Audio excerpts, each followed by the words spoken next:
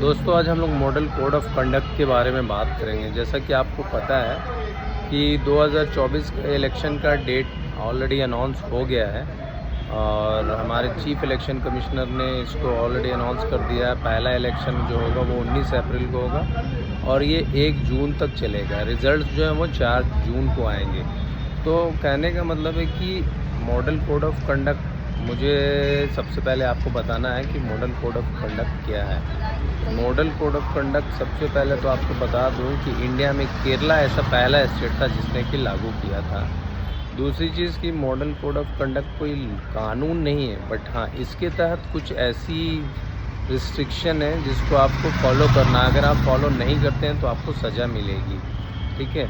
जैसे कि आप इलेक्शन पोलिंग डे से 2 दिन पहले जो है तक, आप 2 दिन पहले आप जो है कुछ ये नहीं कर सकते, इलेक्शन कैंपेन नहीं कर सकते हैं किसी धार्मिक स्थल पे, जैसे मंदिर मस्जिद पे आप कुछ कैंपेन नहीं कर सकते हैं। दूसरा चीज़, अगर कोई भी ऐसी पॉलिटिकल पार्टीज़ को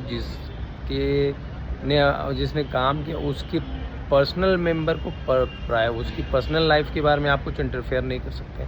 हाँ, उसने एज ए कलेक्टिव पार्टी ने क्या काम किया पास्ट में उसके बारे में आप क्रिटिसाइज़ कर सकते हैं, बट उसकी पर्सनल लाइफ के बारे में आप नहीं कर सकते हैं। दूसरी चीज़, मॉडल कोड ऑफ कंडक्ट में क्या होता है, एक बार जब लागू हो जाता है तो सरकार कोई नया कानून नहीं बना सकती है और ना ही कोई सरकारी संस्था जो है नई बहाली, नई नौकरी, मतलब न्यू अपॉर्चुनिटीज़, न्यू ओपनिंग्स ला सकती है, ठीक है। तो मॉडल कोड ऑफ कंडक्ट के बारे में जहाँ तक आपको मैंने अभी बताया मोटा मोटी, इन जनरल ये सारी चीज़ें हैं।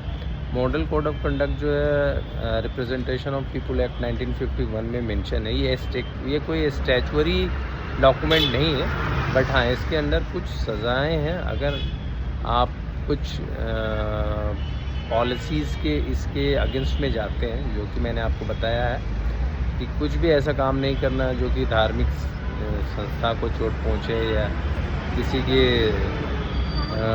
बिलीफ को ठोस चोट पहुँचे, या आप मंदिर मस्जिद में कैंपेन नहीं कर सकते हैं, या फिर आप पोलिंग डे से 2 दिन पहले आप कोई कैंपेन नहीं कर सकते हैं, किसी पार्टी के मेंबर के प्राइवेट पर्सनल लाइफ में आप इंटरफेयर नहीं कर सकते, ना ही क्रिटिसाइज़ कर सकते। हाँ, अगर ये सारी चीज़ें आप करते हैं तो इसके लिए आप सज़ा है जो कि आपको भुगतना पड़ेगा, अदरवाइज़ ये कोई कानून नहीं है।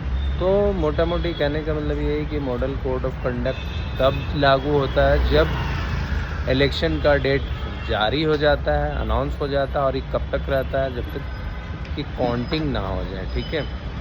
जब तक कि काउंटिंग ना हो जाए तब तक मॉडल कोड ऑफ कंडक्ट लागू होता है। और model code of conduct general election के लिए भी होता है, यानी कि प्राइम मिनिस्टर कैंडिडेट का जो प्राइम मिनिस्टर का इलेक्शन होता है उसके लिए होता है।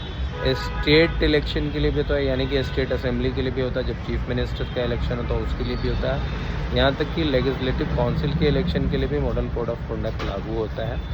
तो कहना यही चाहूँगा कि मैंने मॉडल कोड ऑफ कंडक्ट के बारे में आपको थोड़ा बहुत जितना भी मैं जानता था मैंने बताया है। अगर आपको ज़्यादा डिटेल में आपको पता करना है मॉडल कंडक्ट के बारे में, आपको जानना है कि क्या होता है नहीं होता है, तो आप मुझे कमेंट में लिखिए, मैं इसके ऊपर एक डिटेल में वीडियो बनाऊँगा, ठीक है। तो चलिए अभी के लिए इतना ही, फिर मिलते हैं किसी दूसरी वीडियोज़ में।